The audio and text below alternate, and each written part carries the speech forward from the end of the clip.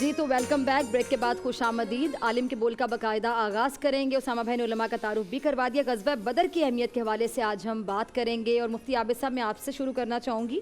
مفتی صاحب غزوہ بدر ہمیں ایک چیز سکھاتا ہے کہ ایک چیز ہوتی ہے تعداد, یعنی اگر آپ کسی سے لڑنے جا رہے ہیں, ادھر تعداد اتنی ہے اور ادھر 3 گنا زیادہ 4 گنا زیادہ ہو جائے. ایک چیز ہوتی ہے جذبہ, تو وہاں پہ پتہ چلا کہ جذبہ ایمانی وہ تعداد میں بھاری نکلا. سبحان اللہ سبحان اللہ عز و جل. بسم اللہ الرحمن الرحیم. الحمدللہ رب العالمین والصلاة والسلام علی سید الانبیاء والمرسلین. اما بعد. قرآن مجید فرقان حمید ارشاد فرماتا ہے وَلَقَدْ نَصَرَكُمُ اللَّهُ بِبَدْرٍ وَأَنْتُمْ أَذِلَّةٌ. صدق اللہ المولانا العظیم. اللہ رب العزت فرماتا ہے اسی بے سار و سامانی اور اسی سامان کی قلت اور تعداد کی قلت اور بظاہر جن چیزوں پر ڈیپینڈ کر کے لوگ جنگ لڑتے ہیں ان کے نہ ہونے کی صورت میں اور بالکل ایک محدود تعداد کی صورت میں اللہ تعالیٰ کیسے مدد فرماتا ہے اس کا ذکر رب العزت فرماتا ہے. تحقیق اللہ نے تمہاری مدد کی بدر کے میدان میں جبکہ تم بے سر و سامان تھے. بس اللہ سے ڈرو تاکہ تم شکر گزار بندے بن جاؤ. حال یہ ہے کہ جب یہ کشیدگی بڑھتی ہے, کفار مکہ کے ظلم بڑھتے چلے جاتے ہیں اور ہمارے قافلوں کو پر وہ حملے شروع کرتے ہیں, تو مجبوری ہوتی ہے. اس مجبوری میں یہ جنگ ہے. پھر میرے آقا علیہ الصلوۃ والسلام صحابہ سے کہتے ہیں تو صحابہ کہتے ہیں ہم آپ کے دائیں سے بھی لڑیں گے, بائیں سے بھی لڑیں گے, آگے سے بھی لڑیں گے, پیچھے سے بھی لڑیں گے. ہم وہ تھوڑی ہیں جنہوں نے موسیٰ علیہ السلام کو کہا تھا کہ آپ اور آپ کا رب جاؤ, ہم ہیں آپ کے غلام. اور پھر نکل پڑتے ہیں. اور حال کیا ہے؟ حال یہ ہے کہ پاؤں میں جوتی نہیں ہے. حال یہ ہے کہ لڑنے کے لیے تلواریں نہیں ہیں. حال یہ ہے کہ گھوڑے نہیں ہیں.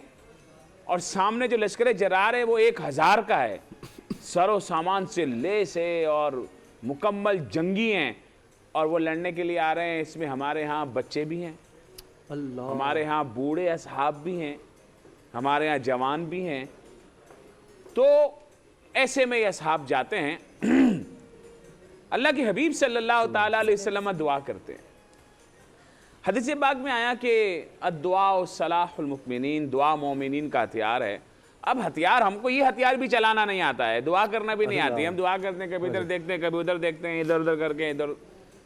بھئی اللہ تعالیٰ نے دعا کا طریقہ بتایا کہ جو دعا اللہ کے حبیب صلی اللہ علیہ وسلم نے فرمایا کہ مجھ پر درود پڑے بغیر جو ہے وہ مانگی جاتی ہے, زمین و آسمان کے درمیان معلق رہتی ہے. اور جو بات بسم اللہ کے بغیر کہی جاتی ہے وہ دم بریدہ ہوتی ہے. پھر اللہ تعالیٰ نے فرمایا کہ دعا ایسے مانگنی ہے. پہلی دعا سورہ فاتحہ میں اہدنا الصراط المستقیم, لیکن اس کا پروٹوکول کیا ہے؟ پہلے کہو بسم اللہ الرحمن الرحیم الحمدللہ رب العالمین. یا اللہ تیری لیے ساری تعریف ہے. کیا بات. الحمدللہ رب العالمین الرحمن الرحیم مالک یوم الدین ایاک نعبد و ایاک نستعین. اتنی ساری باتیں کرو. یا اللہ تیرے بندے ہیں, یا اللہ تجھ تیری عبادت کرتے ہیں, تجھ سے مدد مانگتے ہیں, تو ہی رحمان ہے, تو ہی رحیم ہے, ساری تعریفیں تیرے لیے. پھر پہلی دعا مانگو کیا؟ اہدنا الصراط المستقیم. الہی سیدھا راستہ چلا. اب ہم لوگ کیا کرتے ہیں, آئے شروع ہوئی, اللہ یہ دے دے یہ دے دے, یہ مسئلہ چلا. تو یہ اسلحہ چلانا بھی نہیں آتا. نبی پاک صلی اللہ علیہ وسلم اب دعا کر رہے ہیں گڑ گڑا کر, یا اللہ یہی ہیں, اگر آج یہ ہار گئے تو قیامت تک نام لیوا کوئی نہیں ہوگا. یا اللہ تو ہی مدد کرنے والا ہے, یا اللہ تو ہی نصرت فرمانے والا ہے, یا اللہ تو ہی فتح عطا فرمانے والا ہے, یا اللہ تو مدد فرما. اور پھر کیا ہوتا ہے جب جنگ شروع ہوتی ہے, صحابہ کرام ہو جن کے پاس چند تلواریں وہ لے کے آگے بڑھتے ہیں, تلوار اٹھاتے ہیں, گردن پہلے گر جاتی ہے. دوسرے سے تیسرے سے بعد میں بات تو یہ کیا ہوا؟ بھئی ہوا یہ ہے کہ اللہ تعالیٰ نے جب انہوں نے فضائے بدر پیدا کی, اپنے آپ کو اللہ کی بارگاہ میں پیش کیا, تو اللہ نے مدد کے لیے فرشتے اتار دیے. کیا بات ہے. اب جبرائیل امین جب آتے ہیں جنگ کے بعد, یا رسول اللہ آپ کے ہاں بدری صحابہ کا کیا مقام ہے؟ کہا تمام صحابہ سے افضل ہیں, تمام ایمان والوں سے افضل ہیں. کہا بدر والے آپ کے جیسے افضل ہیں, ہم فرشتوں میں وہ فرشتے سب سے زیادہ افضل ہیں جنہوں نے جنگ بدر میں شرکت کی تھی. اللہ اکبر. اب وہ فرشتے بھی فرشتوں میں افضل ہیں اور یہ لوگ بھی. حالانکہ بعد میں اعلان کر دیا گیا کسی جنگ میں کوئی نہیں جائے گا. جو بدری اصحاب زندہ ہیں وہ کبھی جنگ میں نہیں جائیں گے, وہ ہمارا مقدس اثاثہ ہیں. اور پھر وہ لوٹ کر آئے. 14 صحاب شہید ہوئے. جی قیامت تک آنے والوں کے لیے وظیفہ بتا رہا ہوں. آج شاہ صاحب نہیں ہے تو وظیفہ بتا رہا ہوں. نہیں ضرور. تو یہ 14 اصحاب کے نام لے کر, جو میں آپ کو انشاءاللہ آخر میں ٹائم ملے گا تو اس میں نام بھی سب کو ریکارڈ کروا دوں گا. ٹھیک. جو دعا مانگی جائے اللہ تعالیٰ پوری فرماتا ہے. سبحان اللہ. اچھا ان کے نام لے کر ان کے اصحاب کے, وہ اصحاب کے نام, 14 شہداء ہیں جو شہید ہوئے. ان کے نام لے کر, ان کے نام لے کر, ان کے وسیلے سے جو دعا مانگی جائے اللہ تعالیٰ قبول فرمائے. یہ لازمی آج آپ نے ٹرانسمیشن کا حصہ رہنا ہے. مفتی عابد مبارک صاحب وہ 14 نام انشاءاللہ بتائیں گے, وہ آپ نے نوٹ کر لینے ہیں, وہ کلپ آپ نے الگ سے نوٹ کر لینا ہے. یہ بہت بڑی بات ہے, بہت بڑی بات ہے. اور یہ ہم نے تو کہنے کا مقصد یہ ہے کہ باقی دوستوں سے بھی سوال کر لیں. ان کا واسطہ دے کے اللہ تعالیٰ کو دعا مانگی. ہاں یا اللہ, یہ تیرے مقدس بندے ہیں جنہوں نے تیرے دین کے لیے سب سے پہلے جان دی. یا اللہ تجھے ان کا صدقہ, ان کا وسیلہ, ان کا واسطہ ہماری اس حاجت کو پورا فرما. سبحان اللہ. اچھا علامہ امین شہیدی صاحب کہ یہ بھی بہت زیادہ ہوتا ہے, ایک ظاہر ہے جو منظر وہاں پر نظر آتا ہے کہ جس طرح یہ جنگ شروع ہوتی ہے, ادھر سے مسلمانوں کی طرف سے سیدنا علی المرتضیٰ شیر خدا ہیں, حضرت امیر حمزہ ہیں, حضرت عبیدہ ہیں. تو یہ اس وقت جنگ کا ایک انداز ہوتا تھا کہ جو سب سے طاقتور یا سب سے ماہر, سب سے بہادر ہے, ادھر سے وہ آتے ہیں. اور ادھر سے جس طرح نے بتایا بچے بھی تھے, تو ادھر تو 70 تو سردار ہی تھے صرف لڑنے کے لیے. جی بسم اللہ الرحمن الرحیم. اللہم صلی علی محمد و آل محمد. دیکھیے جنگ بدر کا جو واقعہ ہے اپنی نوعیت اور تاثیر کے حوالے سے بے نظیر اور بے مثال واقعہ ہے. اس کے 2 بڑے عجیب و غریب پہلو ہیں. ایک اس کا مادی پہلو ہے, ایک اس کا معنوی پہلو ہے. اور ان دونوں پہلوؤں کو سامنے رکھتے ہوئے تا قیام قیامت آنے والے مسلمانوں کے ہاتھ میں ایک معیار دے دیا گیا ہے کہ اگر یہ 2 پہلو تمہارے ہاتھ میں ہوئے تو پھر چاہے جتنی بھی بڑی جنگ ہو تمہیں شکست کبھی بھی نہیں ہوگی. سبحان اللہ. قرآن کریم کہتا ہے کہ الذین قالوا ربنا اللہ ثم استقاموا تتنزل علیہم الملائکہ. جو لوگ کہیں کہ ہم اللہ کے بندے ہیں اور اللہ کے لیے میدان میں ہیں, کیا بات ہے. اس کے بعد پھر اس کا جو تقاضا ہے وہ یہ ہے کہ میدان میں کھڑے ہوں استقامت کے ساتھ, پوری طاقت کے ساتھ, میدان چھوڑ کر بھاگے نہیں. شرط یہ ہے ثم استقاموا. اس کے بعد چونکہ ثم اس فاصلے کے لیے آتا ہے جس میں ٹائم پیریڈ زیادہ ہو. یعنی جب آپ نے کہا ہمارا رب اللہ ہے, اب آپ پر حملے شروع ہو جائیں گے, اب آپ کو مشکلات کا سامنا کرنا پڑے گا, اب آپ پر چاروں طرف سے مشکلات کے حملے ہوں گے. یہاں پر جب مشکلات پیش آئیں گی تو آپ کو پوری استقامت کے ساتھ کھڑے ہونا ہے. اس لیے قرآن کہتا ہے ثم استقاموا. جنہوں نے استقامت دکھائی, جنہوں نے نہیں دکھائی وہ گئے.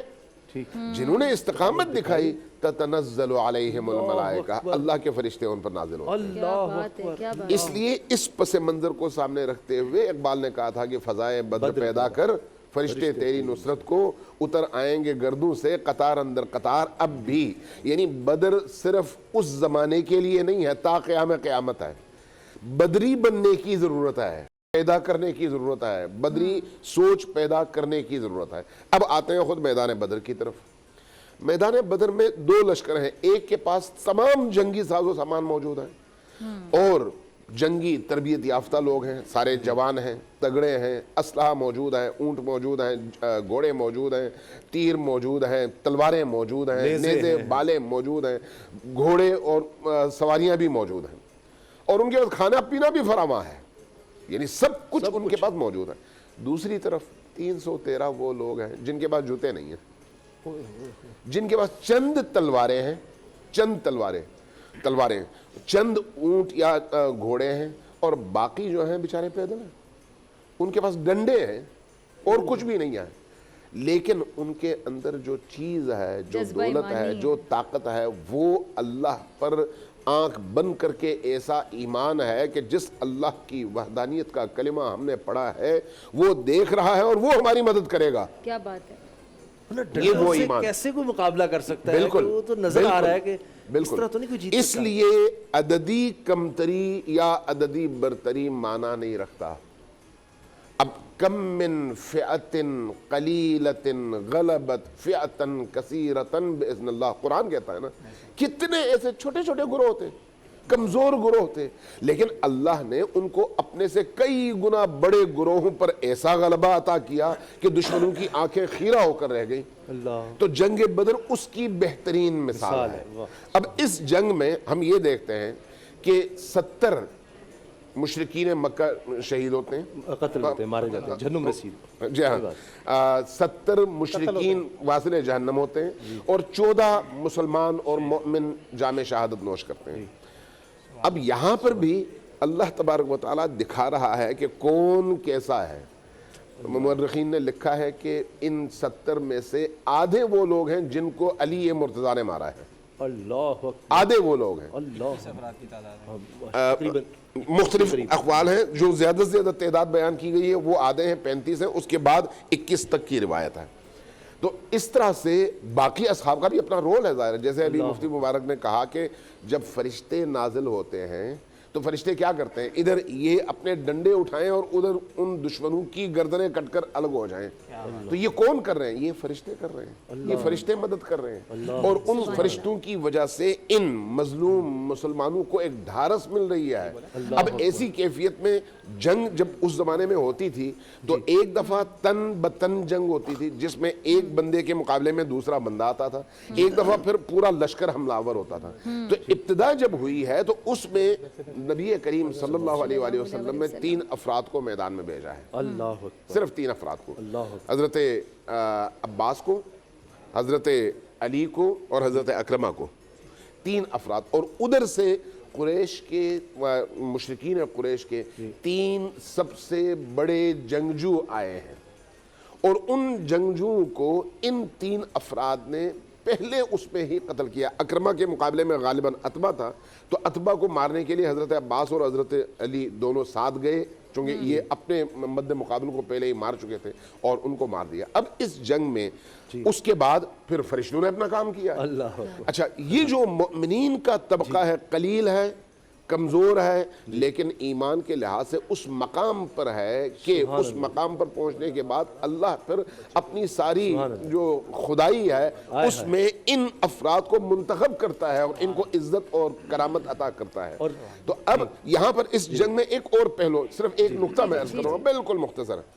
جب یہ مشرکین قریش، مشرکین مکہ کی لاشیں بکھری ہوئی تھیں تو اس وقت نبی کریم اپنے اصحاب کے ساتھ ان لاشوں کے قریب آئے ہیں اور کہا کہ ہاں اب بتاؤ اے مشرکو، تم نے وہ کچھ جو میں نے کہا تھا سچا پایا یا نہیں پایا؟ تم نے اب دیکھ لیا کہ جو میں کہتا تھا وہ سچ تھا؟ چونکہ اب پردہ ہٹ گیا ہے، لوگ مر چکے ہیں، اس حقیقی دنیا میں پہنچ چکے ہیں۔ بعض اصحاب نے کہا کہ یا رسول اللہ یہ سن سکتے ہیں؟ کہا یہ تم سے زیادہ سن سکتے ہیں، صرف ان کو بولنے کی اجازت نہیں ہے۔ اللہ، یہ مشرکین ہیں، لیکن ظاہر ہے ان کی روحیں تو ہیں نا، وہ روحیں ادراک تو رکھتی ہیں نا، تو فرمایا یہ تم سے زیادہ سنتی ہیں، ان کی روحیں زیادہ سنتی ہیں اور یہ جواب نہیں دے سکتے۔ تو گویا وہ حق اور باطل کا وہ معرکہ ہے جس معرکے کے بعد پھر مسلمانوں کو ایک نیا حوصلہ، نئی امنگ، نئی روح اور ایمان کا وہ مقام جس کے بعد پھر آپ تصور نہیں کر سکتے کہ اس ایمانی کیفیت کے ساتھ اگر کوئی لشکر چھوٹے سے چھوٹا میدان میں آئے تو اللہ ان کا کس طرح سے ہاتھ گفتگو سے سامنے میرے ذہن میں ایک سوال آتا ہے، مفتی ابو محمد سے پوچھتے ہیں کہ وہ جب فرشتوں کی فوج آتی ہے، اب میرے خیال سے فرشتے نظر نہیں آ رہے ہوں گے ان مشرکین کو جو بڑے اپنے آپ میں بڑے پورے اعتماد تھے کہ یہ تو ہمارے مقابلے میں کمزور ہیں، ان کی تعداد کم ہے، ہم تو ان کو ہرا دیں گے، وہ تو یہ سوچ کر آئے تھے۔ اب ان کا ایک تو جذبہ تھا، دوسرا فرشتوں نے مدد کی، تو فرشتے ان کو مارتے ہوں گے۔ کوئی ایسے واقعات ہیں جس سے آپ ذرا بتائیں کہ کیا ان کی حالت ہوتی ہوگی کہ نظر بھی نہیں آ رہے اور فرشتے ان کو مار رہے ہیں؟ بسم اللہ الرحمن الرحیم، جزا اللہ سوچتے ہیں تو ہم جاننا چاہتے ہیں کہ وہ واقعہ کیسا ہوا۔ صلی اللہ علیہ وسلم، گزارش یہ ہے کہ سب سے پہلے تو آپ کے سوال سے پہلے میں اس طرف آنا چاہتا ہوں کہ آج 17 رمضان المبارک ہے، اور آج کا دن جنگ بدر کے ساتھ ساتھ ہی نبی اکرم صلی اللہ علیہ وسلم کی چہیتی بیٹی حضرت رقیہ کی وفات بھی آج ہی ہے۔ اور اللہ تعالیٰ میں دعائیہ کلمات کہنا چاہتا ہوں کہ پوری امت کی طرف سے اللہ پاک جل شانہ، چونکہ یہ ساری زندگی بیمار بھی رہیں آپ صلی اللہ علیہ وسلم کی حضرت فاطمۃ الزہرا رضی اللہ تعالیٰ عنہ سے بڑی بیٹی یہ تھی۔ اللہ تعالیٰ ہم سب کی طرف سے ان کی مزار اقدس پر، ان کی روح پر، ان کی قبر اطہر پر اللہ کروڑوں درود و سلام نازل فرمائے۔ آمین۔ یہی وجہ ہے کہ جب حضور صلی اللہ علیہ وسلم مدینہ طیبہ واپس گئے بدر سے واپس، تو عثمان غنی رضی اللہ تعالیٰ عنہ کو آپ نے اپنی بیٹی کی بیماری کی وجہ سے نہیں آنے دیا تھا، اور جب واپس پہنچے تو فرمایا عثمان ہم بدر جیت کر آئے ہیں۔ تو حضرت عثمان غنی نے جو جملہ جواب دیا، فرمایا یا رسول اللہ آپ بدر جیت کے آئے ہیں، میں رقیہ ہار بیٹھا ہوں۔ اب آتے ہیں آپ کے اصل عنوان کی طرف، یوم الفرقان۔ دراصل میں جنگ بدر کا جو عنوان ہے اس کے اندر ایسی وجدانی کیفیت ہے کہ شاید میری جو کیفیت ہے میرے الفاظ ان کا ساتھ نہ دے سکیں، اور چونکہ وقت مختصر ہے، تمہید باندھنے کا وقت نہیں ہے، میں تھوڑی دیر کے لیے یہ چاہوں گا کہ ہم سارے یہاں سے اٹھ کر میدان بدر میں جا کر بیٹھتے ہیں، اللہ، اور جو بات ہم یہاں سنانا چاہتے ہیں ناظرین کو، ہم اپنی کیفیت یہ بنائیں کہ ہم اس وقت بدر کے میدان میں مسجد عریش کے قریب کہیں دیوار پہ بیٹھے ہوئے جہاں صحابہ اکرام اور حضور صلی اللہ علیہ وسلم تشریف لائے۔ میں بغیر تمہید کے عرض کرنا چاہتا ہوں کہ بدر کا میدان وہ بدر ہے، وہ میدان ہے، وہ جنگ ہے، یا اسلام کا وہ معرکہ ہے، یا اسلام کی وہ خوبصورت سیرت کا وہ خوبصورت پہلو ہے کہ نہ تو اللہ جل شانہ کی ذات پر توکل کا کوئی ایسا اور عنوان کہیں سے ملتا ہے، نہ حضور صلی اللہ علیہ وسلم کی محبت کہیں اور سے ایسی ملتی ہے، اور نہ حضور کی صحابہ سے محبت کی کوئی اور ایسی مثال کہیں اور سے ملتی ہے، اور نہ ہی حضور صلی اللہ علیہ وسلم کی تابعداری کی کوئی اور مثال ایسی کہیں سے ملتی ہے۔ یہ ایک ایسی وجدانی کیفیت ہے، اگر آپ اس کو دیکھیں تو سورہ انفال کے اندر اللہ جل شانہ نے بڑی تفصیلی طور پر 40 سے 45 آیات کے اندر بڑی تفصیل میں سے بیان فرمایا، اور اللہ جل شانہ نے فرمایا کہ یہ بغیر پلانے کے یہ کام میں نے کروایا دونوں طرف سے، نہ ان کو سوچنے کا موقع دیا۔ جب ان کے پاس بندہ پہنچا، اپنی اونٹنی کے ناک کان کاٹ کے اس نے کہا جی ہم تو لوٹ گئے، کیونکہ ابو سفیان جو اس وقت مسلمان نہیں ہوئے تھے وہ اس قافلے کے سربراہ تھے، انہوں نے بندہ بھیج کر اعلان کروایا۔ اب اس قافلے کے اندر تھا کیا؟ جس قافلے کے حصار کے لیے، روک تھام کے لیے نبی کریم صلی اللہ علیہ وسلم نکلے، 50,000 دینار تھے۔ میں آج صبح بیٹھا ہوا ایک لائبریری میں، ہم چند دوست علماء کے ساتھ بیٹھے ہوئے تھے، کلیکشن کر رہے تھے کہ 50,000 دینار آج کتنے کے بنتے ہیں، تو یہ 26 ارب سے زائد کی مالیت بنتی ہے۔ 26 ارب زائد کی مالیت جو تھی، اس کے حصار کے لیے جب حضور گئے ان کو اطلاع ملی، وہ چلے گئے۔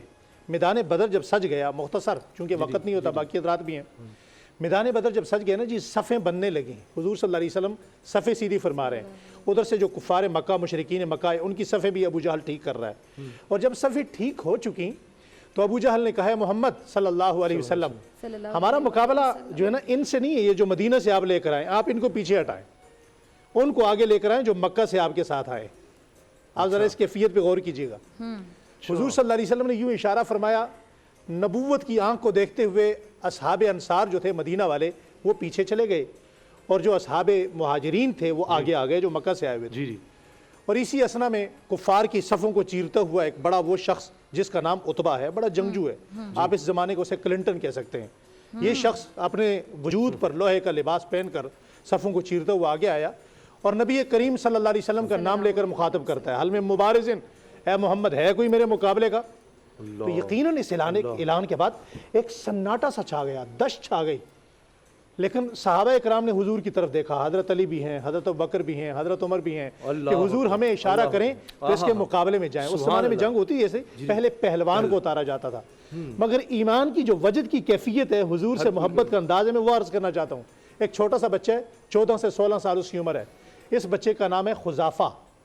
یہ بچہ صفوں کو چیرتا ہوا آگے بڑھتا ہے، نبی کریم صلی اللہ علیہ وسلم کے دربار میں پہنچتا ہے، حضور صلی اللہ علیہ وسلم بھی ہاتھ پہ تلوار لیے زرہ لیے کھڑے ہیں۔ حضور کا قد بہت لمبا نہیں تھا، لیکن یہ آپ صلی اللہ علیہ وسلم کا معجزہ تھا کہ جتنے مجمع میں بھی ہوتے سب سے زیادہ بلند نظر آتے۔ اب یہ 16 سال کا بچہ جا کر اپنی ایڑیاں اٹھا کر جو لفظ حضور کے کان میں کہتا ہے، وہ لفظ ایسے ہیں کہ شاید وہ پوری امت کو جھومنے پر مجبور کر دیں۔ یہ جا کر کیا کہتا ہے؟ کہتا ہے آقا یا رسول اللہ صلی اللہ علیہ وسلم فدا کا ابی و امی یا رسول اللہ۔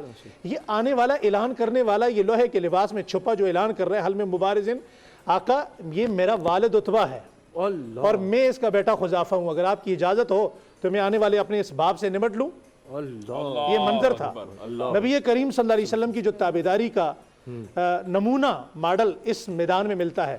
حضور صلی اللہ علیہ وسلم صفیں سیدھی کرواتے کرواتے چھڑی کے ساتھ صفیں سیدھی کروا رہے ہیں۔ جب حضرت عکاشہ پر پہنچے تو حضرت عکاشہ رضی اللہ تعالیٰ عنہ کو اس حال میں دیکھا، یقین کیجئے اگر آپ میں سے ہم اپنے آپ کو آج پرسنالٹی تصور کرتے ہیں, اگر ہمیں کوئی بڑا آدمی آواز دے دے, ہم سے بڑا کوئی بھی ہو, تو ہم جوتا پہنے بغیر یہاں سے نیچے اترنا گوارا نہیں کرتے.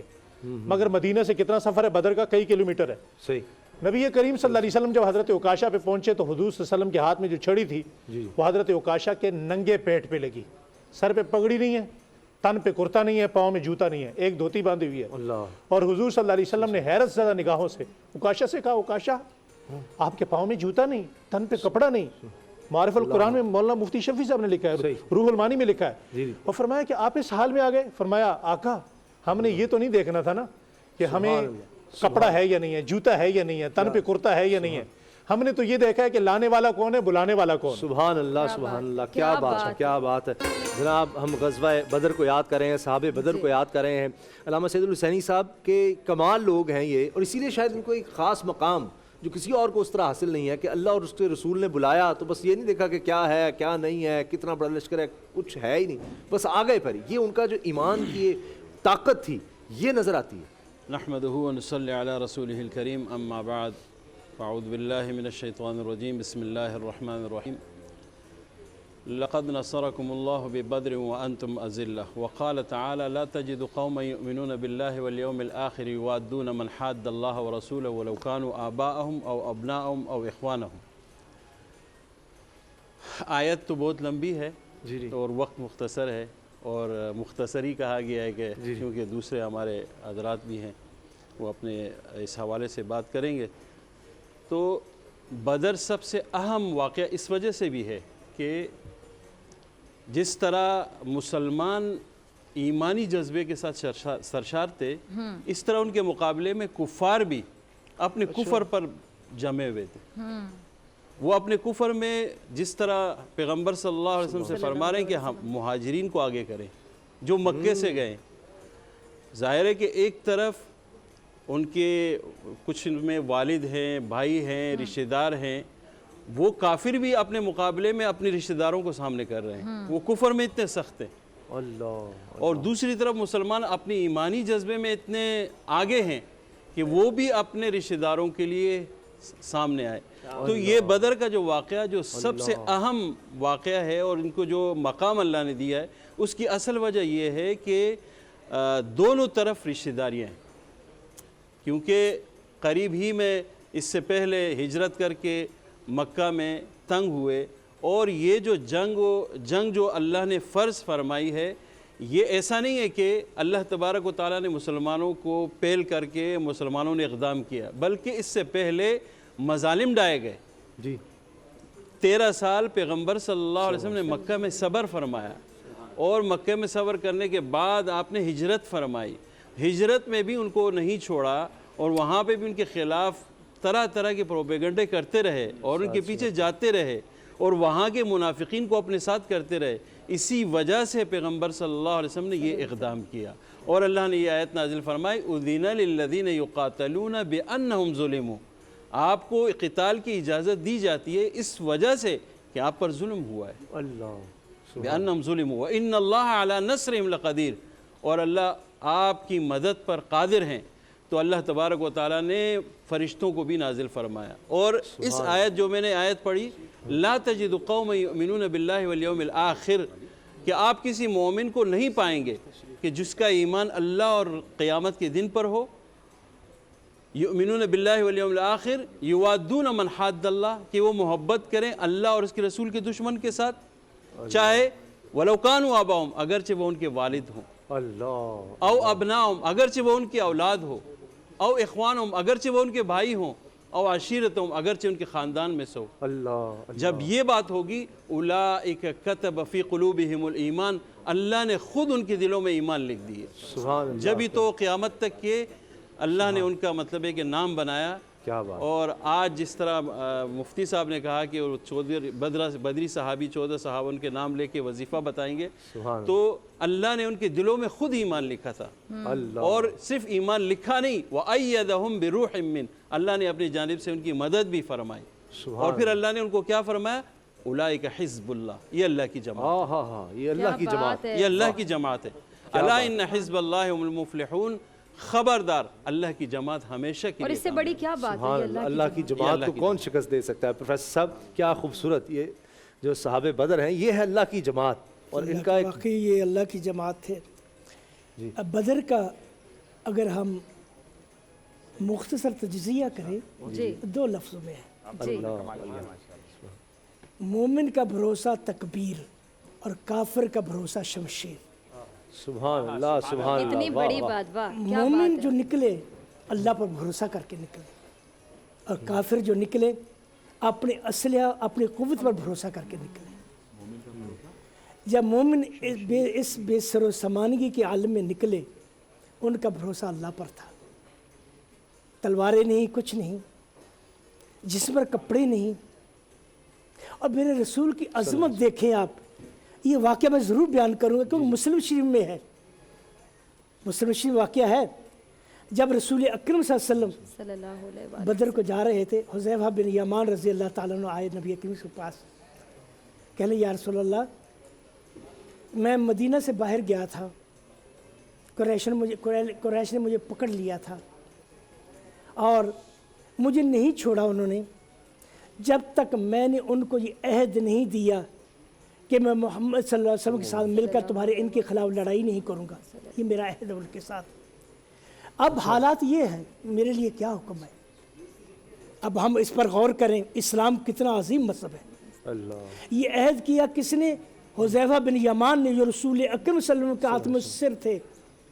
یہ وہ صحابی ہیں جن کو رسول اکرم صلی اللہ علیہ وسلم نے سب منافقین کے نام بتا دیے تھے اور یہ کہا تھا کہ کسی کو بتانا نہیں، اور زندگی بھر آپ نے کسی کو نہیں بتایا۔ اور حضرت عمر رضی اللہ تعالیٰ جب کسی کا نماز جنازہ پڑھتے تھے پہلے دیکھتے تھے حذیفہ بن یمان موجود ہے، اگر وہ موجود ہو تو نماز جنازہ، کیونکہ اگر حذیفہ بن یمان منافق کی نماز جنازہ نہیں پڑھتے تھے، اللہ اتنی عظمت تھی ان کی۔ آئے اللہ کے رسول کے پاس، یا رسول اللہ میں عہد کر چکا، میرے لیے کیا حکم ہے؟ اللہ کے رسول نے فرمایا اوفی بعہدک اللہ ینصرنا، جا اپنے عہد کو پورا کر، اللہ میری مدد کرے گا۔ اللہ اکبر، عہد کی کتنی بڑی پابندی ہے۔ آج ہم کہتے ہیں عہد کی کوئی پرواہ ہی نہیں ہے، ایک شخص آتا ہے یو ٹرن لے لو، یہ بات کو تو بات کی اہمیت ہی نہیں ہے۔ اللہ کے رسول صلی اللہ علیہ وسلم نے ایسی حالت میں بھی حذیفہ بن یمان سے یہ کہا اس عہد کو پورا کرو، وہ نہیں۔ یہ پہلی واحد جنگ ہے، واحد غزوہ ہے جس میں حذیفہ بن یمان رضی اللہ تعالیٰ بدر میں نہیں گئے اس عہد کی وجہ سے۔ باقی جتنی بھی غزوات ہوئے، جتنی بھی لڑائیاں ہوئی ہیں، اب ایران فتح کیا، حضرت مدائن کے آپ گورنر تھے، ہر جنگ میں شریک ہوئے، نہاوند کی جنگ میں شریک ہوئے، لیکن بدر میں شریک نہیں ہوئے۔ کس وجہ سے؟ اس عہد پیما کی وجہ سے۔ مسلمانوں کو سمجھنا چاہیے یہ عہد و پیما ہم عہد کر لیتے ہیں، ہم یہ کریں گے وہ کریں گے، ہمارے سیاسی لوگ ہیں اب یہ کریں، لیکن اس عہد و پیما کی کوئی اہمیت نہیں ہوتی۔ اسلام نے اس کی اتنی بڑی اہمیت دی ہے کہ حذیفہ بن یمان بدر میں شریک نہیں ہوئے اس وجہ سے۔ اللہ وہ لوگ جو کہتے ہیں بات پر یو ٹرن لے لیجیے، بات کو بدل دیا جائے، آپ کے مفادات جدھر کی ہوا ادھر کی ادھر چلو، یہ ان کو سمجھ لینا چاہیے۔ انسان کی عزت، انسان کا وقار، انسان کی عظمت، انسان کی اہمیت اس کی زبان میں۔ ایک بار زبان دے دو اس پر قائم رہو، اور اس کو یہ دیکھو، یہ رسول اکبر یہ دو واقعہ، یہ ایک واقعہ ہمارے لیے بڑے عبرت، اس میں بڑی سبق ہے کہ عہد و پیمان کتنی اہم چیز ہے، اس کو وفا کرنی چاہیے۔ دوسرا واقعہ ہے اس عہد سے متعلق، اس میں میرے رسول کی عظمت جھلکتی ہے، اس میں اللہ کے رسول کی عظمت دیکھے کیا کہتے ہیں، جاؤ تم عہد پیمان پورا کرو، اللہ میری مدد کرے گا، سبحان اللہ، اللہ میری مدد کرے گا۔ اللہ اکبر، یہ مسلم شریف میں ہے، یہ کوئی حدیث صحیح مسلم میں ہے یہ واقعہ۔ تو اس کے بعد بخاری شریف میں ہے، حضرت سعد بن معاذ رضی اللہ تعالیٰ مکہ تشریف لائے تو امیہ بن خلف کے مہمان ٹھہرے، یہ دونوں دوست تھے۔ امیہ بن خلف جب مدینہ جاتے تھے سعد بن معاذ کے پاس ٹھہرتے، سعد بن معاذ مکہ مکہ اس کو دوپہر کا وقت سعد بن آئے مکہ کا بیت اللہ کا طواف کرنا چاہتے تھے، تو امیہ بن خلف سے کہنے یار وقت دیکھو خالی وقت ہو تو میں طواف کر لوں۔ دوپہر کے وقت لے کر آگ سے ابو جہل مل گیا، کہنے لگا یہ صحابی کو لیے پھرتے ہو، मुसलमानों को साबी कहा करते थे, बेदीन कहा करते थे। इसको लिए फिर तो इन्होंने मोहम्मद को जगह दी वहाँ, हम इनको समझा लें, इनको समझे। अगर तुम अबू उमैया अबा सफियान ना होते, सफवान ना होते इनके साथ, मैं इसको कत्ल कर दे ना जाता वापस। अबू सफियान हज़रत साद बिन मुआज़ क्या कहते हैं, अगर तू मेरे साथ ये करेगा मैं तेरे से इससे ज़्यादा सख्त करूँगा। और मुअय्या बिन खल्फ कहने लगे साद बिन मुआज़ से, साद ऊँची आवाज़ से बात नहीं करो, ये वादी का सरदार है। फरमाया उमैया खामोश, मैंने रसूल अकरम से सुना वो तुम्हें कत्ल करेंगे।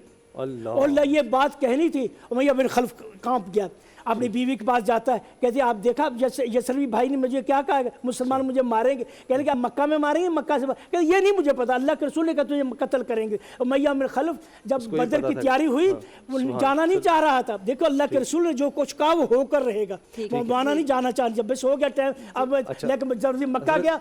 टाइम अज़ान का भी हो गया आपकी इजाज़त से। भाई साहब ये वाक़या बड़ा अहम है, बुखारी शरीफ में। अभी हम रोज़ा खुशाई में भी गुफ्तगू करते हैं ना, ठीक है। अजान का वक्त हो रहा है कराची में, अजान मगरिब का, और उसके बाद हम वापस आते हैं तो फिर गुफ्तगू के लिए वक्त होता है, यहाँ से कंटिन्यू करते हैं, यहीं से कंटिन्यू करें। अपने ग़ज़वा बदर के बारे से कुछ शेयर करना था। देखें ग़ज़वा बदर, अभी यहाँ बात हो रही थी कि जी कम अफराद थे और ज़्यादा तादाद पर गालिब। बदर के बारे से कुछ शेयर करना था। देखें ग़ज़वा बदर, अभी यहाँ बात हो रही थी कि जी कम अफराद थे और ज़्यादा तादाद पर गालिब आ गए, जी वसाइल कम थे लेकिन फिर भी जंग जीत गए। ये फ़लसफ़ा थोड़ा जो है ना आज के दौर में हमें समझना चाहिए कि इसके पीछे वजह क्या है। देखिए एक चीज़ ये होती है कि जब तक आप मौत से बेखौफ नहीं होंगे ना, उस वक्त तक आपको कोई भी जंग जीतना या कोई भी मार्का उसको फ़तह करना ये मुश्किल हो जाता है। बिल्कुल। ये मौत का खौफ आपके अंदर से कैसे ख़त्म होगा? जी अगर हम बात करें कि भाई आप बहुत सिक्योर हैं, आपके पास बहुत टेक्नोलॉजी है, तो ये चीज़ें भी आपकी मौत के खौफ को नहीं ख़त्म कर सकती हैं। वरना इस वक्त आप दुनिया में देखें, अमेरिका सुपर पावर है और बहुत टेक्नोलॉजी है, लेकिन इन तमाम के बावजूद उनके दिल में से मौत का खौफ नहीं गया है। तो बेसिक चीज़ ये है कि मुसलमान जो होता है उसके दिल में से मौत का खौफ जाता है, लेकिन हर एक मुसलमान से नहीं। अच्छा। हाँ, इसके अंदर भी फ़र्क है। वो जो अल्लामा इकबाल ने कहा ना कि काफिर है तो शमशीर पे करता है भरोसा, मोमिन है तो बेतेग भी लड़ता है सिपाही। ये मौत का खौफ कैसे ख़त्म होगा, मैं ये पैगाम देना चाहता हूँ, अपनी कौम को समझाना चाहता हूँ, और फिर मैं उसको ग़ज़वा बदर पर ले आऊँगा तो बात समझ में आ जाएगी। ठीक है जी। मौत का खौफ सिर्फ़ और सिर्फ उस वक्त ख़त्म हो सकता है जब आप अल्लाह की ज़ात पर कामिल ईमान रखते हुए नबी अकरम सल्लल्लाहु अलैहि वसल्लम से बेपनाह मोहब्बत करते हों। अगर आपके दिल में हुजूर की मोहब्बत नहीं है, इश्क नहीं है, वो एक जो वलवला और जोश है वो नहीं है, तो आप मौत से बेखौफ नहीं हो सकते हैं। बिल्कुल नहीं हो सकते। ये एक ऐसा नुस्खा है, एक ऐसा फार्मूला है कि जब आपके पास ये क्वालिटी आ जाए ना कि आप मौत से बेखौफ हो जाएं, फिर आप चाहे अपने से कई गुना बड़े लश्कर से भी लड़ेंगे तो आपको फतह मिलेगी। अब इसकी एक मैं एग्जाम्पल दूँ आपको। जी। मैदान बदर के अंदर ये ऐसा हुआ कि हुज़ूर अलैहिस्सलाम जब असहाब की सफ़ें दुरुस्त फरमा रहे थे तो वहाँ पर एक सहाबी हैं हज़रत सवाद रदी अल्लाह ताला अन्हु, वो ऐसे सफ़ में खड़े हुए थे और थोड़ा सफ़ से बाहर थे। हुज़ूर अलैहिस्सलाम ने अपनी छड़ी मुबारक उनके पेट पे लगाई कि अंदर हो जाओ। फरमाया इस तवी या सवाद, ए सवाद सफ़ में सीधे हो जाओ, बराबर हो जाओ। तो अब वो जंग का मौका है, आप ज़रा ये तवज्जो तलब बात है। तो वो हुज़ूर अलैहिस्सलाम से अर्ज़ करते हैं कि अल्लाह के रसूल आपने छड़ी मेरे पेट पे मारी है, मैं आपसे क़िसास लेना चाहता हूँ। हुज़ूर अलैहिस्सलाम ने फरमाया कि आओ मुझसे क़िसास ले लो। अब ये हुज़ूर अलैहिस्सलाम के पास जाते हैं और आपका जो बदन मुबारक है, पेट मुबारक है, क़िसास लेने के लिए हुज़ूर आगे करते हैं तो ये हुज़ूर के बदन से चिमट जाते हैं और बोसा देने लगते हैं और चूमने लगते हैं और लिपट जाते हैं। अब सारे असहाबे रसूल भी पहले तो हैरान थे इन पर कि ये हुजूर से क़िसास मांग रहे हैं, लेकिन जब करीब गए तो आपके बदन से लिपट गए। हुजूर अलैहिस्सलाम ने फरमाया कि ये क्या माजरा है। अब ये तवज्जो तलब नुक्ता है, आपने अर्ज़ की अल्लाह के रसूल जंग का मौका है, मैदान जंग में खड़े हैं और सामने दुश्मन खड़ा है, क्या पता कि लड़ते हुए यहाँ पर मैं शहीद हो जाऊँ। मेरी आखिरी ख्वाहिश ये है कि मेरा बदन आपके बदन से मस हो जाए। जी अब ज़रा आप गौर करें कि मैदान जंग में जो लोग खड़े हों उन्हें अपनी जान की परवाह नहीं है, उन्हें मौत का कोई खौफ नहीं है, ان کی خواہش یہ ہے کہ ہم رسول اللہ کے جسم کے ساتھ اپنا جسم مس کر لیں. ٹھیک ہے. اب جب ایسے آپ کے فوجی ہوں، ایسے مجاہد ہوں جنہیں اپنی موت کا تو کوئی خوف ہی نہیں ہے، دشمن کا کوئی خوف نہیں ہے، جنہیں رسول اللہ سے عشق ہے، وہ کہتے ہیں آخری دم میں بھی حضور کے ساتھ ہمارا کانٹیکٹ ہو جائے. ایسے لوگ جب کھڑے ہوں گے وہ اپنے سے کئی گنا بڑے لشکر پر بھی فتح پا لیں گے. اور یہی وہ چیز ہے جو مسلمانوں کے اندر ہونی چاہیے. جب یہ چیز، یہ کوالٹی پیدا ہو جائے گی، وہ اپنے سے بڑے لشکر سے بھی لڑ سکتے ہیں. ابھی پروفیسر صاحب نے ایک اور واقعے کی طرف اشارہ کیا. ان اصحاب رسول کی دیانت دیکھیں آپ، ان کی سچائی کے لیے آپ جا رہے ہیں تو یہ نہیں کہ صرف جنگ لڑنی ہے، آپ کے اندر سچائی، دیانتداری، کامل ایمان، وفائے عہد، یہ ساری کوالٹی ہونی چاہیے. انہوں نے ایک صحابی کا نام لیا، حضرت حذیفہ بن یمان. ایک اور بھی صحابی کی روایت آتی ہے، حضرت ابو حسیل، یہ بھی ان کے ساتھ تھے. ان دونوں اصحاب نے راستے میں کفار سے یہ وعدہ کر لیا تھا کہ ہم تمہارے خلاف نہیں لڑیں گے. تو رسول کائنات صلی اللہ علیہ وسلم نے جنگ کے موقع پر اگرچہ دھوکہ دینا بھی جائز ہے، لیکن حضور علیہ السلام نے سچائی اور دیانتداری کی وہ مثال قائم کی ہے جو قیامت تک کوئی نہیں دے سکتا ہے. حضور نے دونوں اصحاب کو الگ کر دیا، فرمایا ہم عہد کی خلاف ورزی نہیں کریں گے. یہاں یہ ہوتا ہے، ہم اسلامی ریاست کا نام لیتے ہیں، سربراہان ٹی وی پر بیٹھ کر وعدہ کرتے ہیں قوم سے اور پھر اس کے بعد اپنے وعدے سے مکر جاتے ہیں. ٹھیک ہے نا؟ تو مطلب وعدے سے مکرنا کتنا بڑا اسلام تو یہ نہیں سکھاتا، احساس ہی نہیں اس بات کا احساس ہی نہیں. ایک آخری بات بس میدان بدر کے حوالے سے کہ جو ہم مسلمانوں کو اس وقت بہت ضرورت ہے. ہم کیا کرتے ہیں، ہم صرف گھر میں بیٹھ کر دعا کرتے ہیں کہ بھئی یہی سے کام ہو جائے. ابھی دعا کی جو ہے حوالے سے ذکر بھی ہوا کہ حضور علیہ السلام نے جب میدان بدر میں دعا کی تو ایسی رقت آمیز دعا اور ایسی کیفیت طاری ہوئی تھی کہ نبی پاک صلی اللہ علیہ وآلہ وسلم نے فرمایا کہ اللہ کے اگر یہ لوگ آج باقی نہ رہے تو قیامت تک کوئی تیرا نام لینے والا نہ ہوگا. حضور نے جب یہ دعا فرمائی تھی اس سے پہلے حضور اپنے لشکر کو میدان جنگ میں اتار چکے تھے، سارے اسباب تیار کر لیے تھے. آج کے مسلمانوں کو ضرورت ہے کہ دعا ضرور کریں آپ، لیکن پہلے جو اسباب ہیں ان کو بھی بروئے کار لائیں. اس کے بعد جب آپ دعا کریں گے تو پھر اللہ کی تائید اس میں شامل ہوگی، کیونکہ آپ نے اللہ کی سنت کے مطابق اس کام کو سر انجام دے دیا. ٹھیک ہے، بہت پیاری بات. اے نور خدا، نور بصیرت کی طلب ہے، رمضان کا صدقہ تیری رحمت کی طلب ہے. مخفی ہیں اسی ماہ میں رحمت کے قرینے، گرداب سے نکلے ہوئے بخشش کے سفیر، گویا ہیں تیرے عشق میں ہم سب برابر، مجلس کو تو گلدستہ فردوس بنا دے، رندوں کو ثنائے شہ لولاک پلا دے، تو شمع قلم کو ید بیضائی عطا کر، بچوں کو تو افطار میں تسنیم عطا کر. رمضان مبارک کی خصوصی نشریات رمضان میں بول، صرف بول انٹرٹینمنٹ پر. رمضان میں بول.